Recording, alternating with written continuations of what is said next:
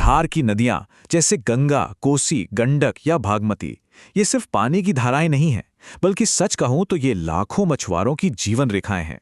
आज के इस खास विश्लेषण में हम भारत की नीली क्रांति की इस असाधारण यात्रा पर चलेंगे, जिसने बिहार के मछुआरा समाज की पूरी सामाजिक और आर्थिक तस्वीर ही बदल कर रख दी। आइए देखते हैं कि कैसे विज्ञान और जमीनी स्तर के एक मजबूत नेतृत्व ने मिलकर इतिहास रच दिया।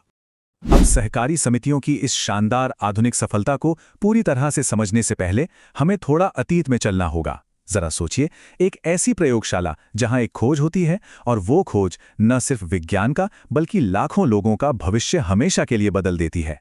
कैसे, चलिए जानते हैं। भाग 1, नीली क्रांति का वैज्ञानिक आरंभ। तो आइए सीधे उस वैज्ञानिक चिंगारी की बात करते हैं जिसने इस महान क्रांति को जन्म दिया। बात हो रही है कटक के केंद्रीय अंतर्देशीय मात्स्यिकी अनुसंधान संस्थान यानी सिफरी की उस प्रयोगशाला की, जहां एक बेहद प्रतिभाशाली वैज्ञानिक ने वो कर दिखाया जिसे दुनिया पूरी तरह से असंभव मानती थी। ये थे डॉक्टर हीरालाल चौधरी। उनकी यह महान विरासत आज भी मत्स्य पालन के क्षेत्र में एक अमर गाथा की तरह है। 1954 में अमेरिका से एक विशेष ट्रेनिंग लेकर लौटने के बाद उन्होंने अपने शोध में पूरी जान लगा दी। और फिर दिन आया 10 जुलाई 1957 का। इस दिन उन्होंने कृत्रिम परिस्थितियों में भारतीय मेजर कार्प के सफल प्रजनन का एक ऐसा कमाल कर दिखाया जिसने भारत में पहली नीली क्रांति का बिगुल बजा दिया। और इसी के साथ दुनिया को मिला कृत्रिम मछली प्रजनन का जनक। भाग 2, राष्ट्रीय मत्स्य पालक दिवस का महत्व। अब ये वैज्ञानिक चमत्कार असल में कितना बड़ा था, इसका अंदाजा आप इसी बात से लगा सकते हैं कि आज पूरा देश इसे कितने गर्व से याद करता है। भारत सरकार ने डॉक्टर चौधरी के इस ऐतिहासिक योगदान को सलाम किया और 10 जुलाई को राष्ट्रीय मत्स्यपालक दिवस घोषित कर दिया।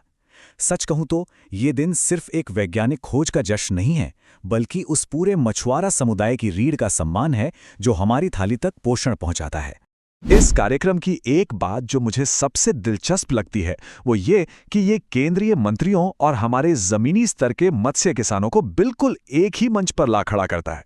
आप कह सकते हैं कि यह सरकारी नीतियों और जमीनी हकीकत के बीच एक बहुत ही मजबूत पुल बनाता है। भाग 3, कॉफेड का ऐतिहासिक उदय। देखिए, विज्ञान अपनी जगह बहुत जरूरी है, लेकिन उस विज्ञान को एक बड़ी सामाजिक और आर्थिक शक्ति में बदलने के लिए एक मजबूत संस्था की जरूरत तो होती ही है। और यही एंट्री होती है कॉफेड की। 1951 में पटना के मीन भवन से शुरू हुआ ये एक ऐतिहासिक संगठन है। इसका सीधा सा मकसद था बिहार के उन हाशिए पर रहने वाले मछुआरों को एक साथ लाना जिनका सदियों से बाहुबलियों और ठेकेदारों द्वारा भारी शोषण किया जा रहा था। एक आम मछुआरे का दर्द आप इन शब्दों में महसूस कर सकते हैं। जाल हमारा, पसीना हमारा, लेकिन नदियों और तालाबों पर कब्जा उन बाहुबलियों का था।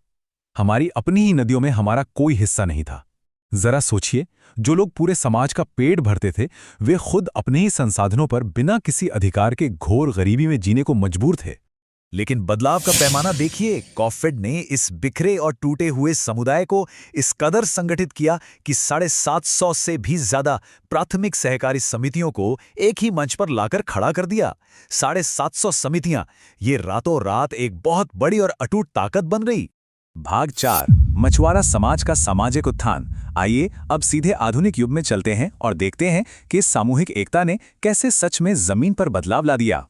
हम सब जानते हैं कि कोई भी संस्था बस उतनी ही मजबूत होती है जितना कि उसका नेतृत्व। कॉफेड के इस संघर्ष भरे सफर में एक नया सवेरा तब आया जब इसके प्रबंध निदेशक और अध्यक्ष की कुर्सी संभाली ऋषिकेश कश्यप ने। उनका नेतृत्व बेहद प्रगतिशील, साहसी और दूरदर्शी साबित हुआ। उनके आने के बाद कॉफेड महज कागजों पर चलने वाली कोई आम समिति नहीं रहा। ये सीधे केंद्र सरकार के साथ कंधे से कंधा मिलाकर बिहार के 15 लाख सक्रिय मछुआरों के हक के लिए लड़ने वाला एक बड़ा राष्ट्रीय आंदोलन बन गया। लक्ष्य एकदम साफ था, हर मछुआरे तक उसका अधिकार पहुंचना ही चाहिए।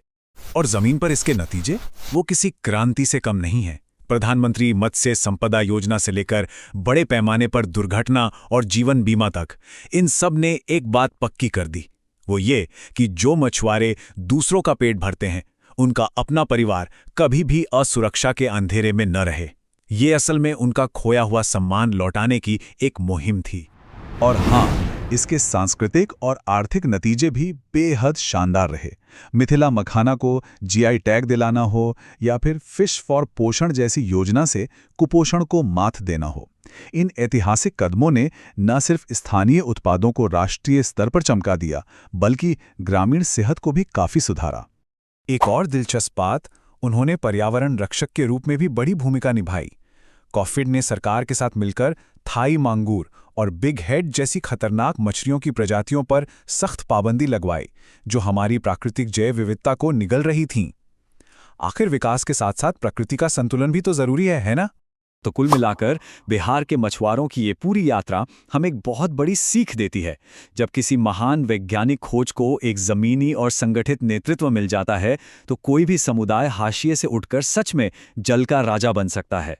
1957 में कटक की उस एक छोटी सी प्रयोगशाला से शुरू हुई ये कहानी आज 750 समितियों के विशाल नेटवर्क तक पहुंच चुकी है। अब सबसे बड़ा सवाल ये है कि आने वाले कल में ये नीली क्रांति भारत के मछुआरों को और कितनी नई ऊंचाइयों तक ले जाएगी।